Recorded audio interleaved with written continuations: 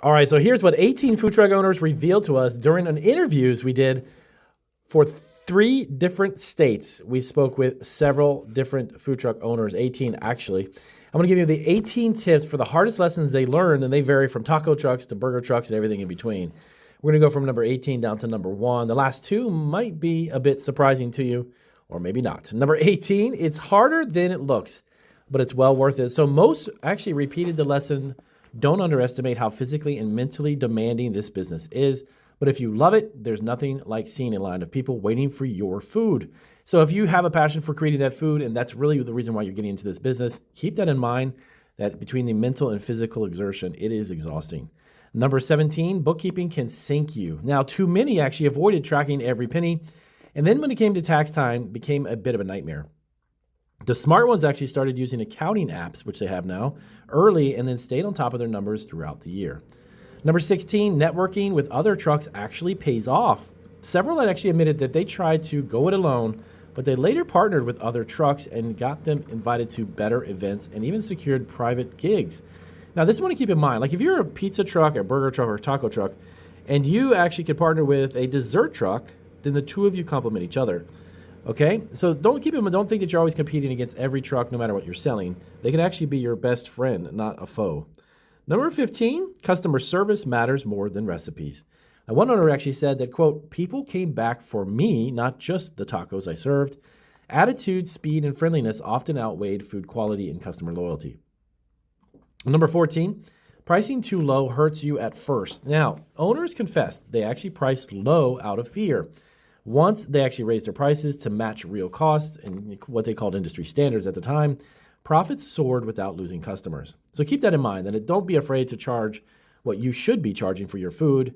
And if it's actually too high, you can always come down or go up. Nothing's in stone. Number 13, commissary kitchens add hidden costs. A couple of them, not all, but a couple actually said they forgot to factor in the commissary rent, storage, and shared kitchen time. For some, this actually ate almost half of their profits on their food truck. And that is something that's costly. Now, keep in mind, guys, when you go into renting a commissary kitchen, you need to know ask them 1,000 questions if you have to. Know every bit of costs and factor in every bit of expenses that you're going to have. Because if you don't, it's going to cost you a lot. I personally actually built out my own commercial kitchen, so I operate from my own commercial kitchen. But it's different if you're having to rent one. Number 12, weather destroys your day. Yes, of course. Rain and wind, this is one of the bad things about food trucks. Obviously, you're outside. Extreme heat cleared out crowds fast. Successful owners actually invested in covers, tents, and alternative selling methods to salvage the days.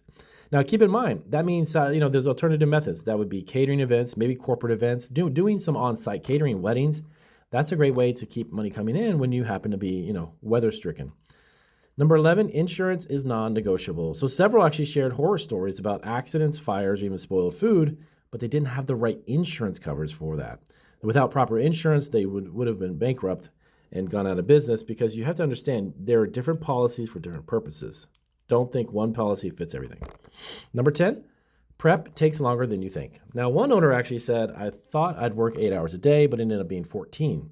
Shopping, prepping, and then cleaning up and bookkeeping often outweighed actual cooking time. Now, keep in mind, yes, prep time is a lot because you're getting everything portioned, you're getting everything clean, you're getting everything cut down.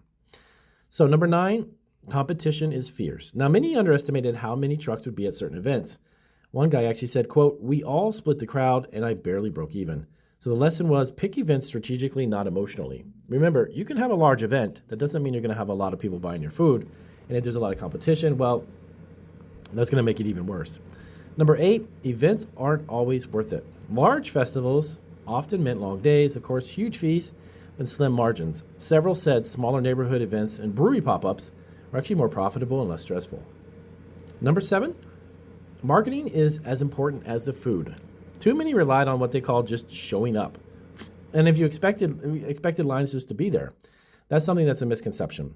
They quickly learned that social media, email lists, and even text alerts are lifelines to keep customers coming back. Number 6, cash flow gets tight in off seasons. Many actually thought summer profits would carry them through the wintertime, but nearly shut them down because they realized how slow it would be. Smart owners actually learned to cater, do pop-ups, or even pivot online to survive in slow months. Number 5 was menu creep kills profits. Yes, almost every owner actually admitted this. They started with too many items, okay? It slowly it slowed service down, increased their food waste.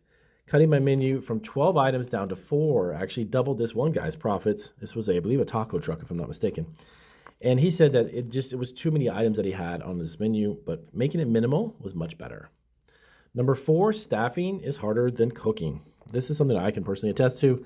Multiple owners actually said hiring and keeping reliable staff was the toughest ongoing struggle. High turnover meant retraining, and then you end up losing. There's a learning curve, which, end up costing you money. Some even restructured to operate solo as a couple. Number 3, permits and regulations are a maze. Yes, nearly everyone actually underestimated how complex the permits and licensing inspections would be. Delays cost them weeks of revenue. And one guy actually said, quote, "I wish I hired someone to help me with paperwork from day one." Number 2, equipment will fail at the worst time. So many of them actually said they had one instance where half of them had, breakdowns during the busiest rush hour. One truck actually lost power during a festival with a 2-hour line. The takeaway, always carry backup gear, generators, burners, coolers, and budget for repairs as the year goes on. Last but not least, number 1, location. Yes, location can make or break your business. Most, if not all, actually admitted that they wasted months and thousands of dollars parking in wrong spots. Now, one actually said, quote, "The crowd looked good, but they weren't buying." One owner explained, the lesson for that one was test your locations. You want to follow foot traffic, know where your customer base before committing to a specific location. So those are 18 food truck owners that reveal the hardest lessons they learned when they were running their food truck business. Hopefully this helps you guys. If it does, give us a big thumbs up. If you have any questions about this, let us know down below. And I look forward to seeing you guys on our next video.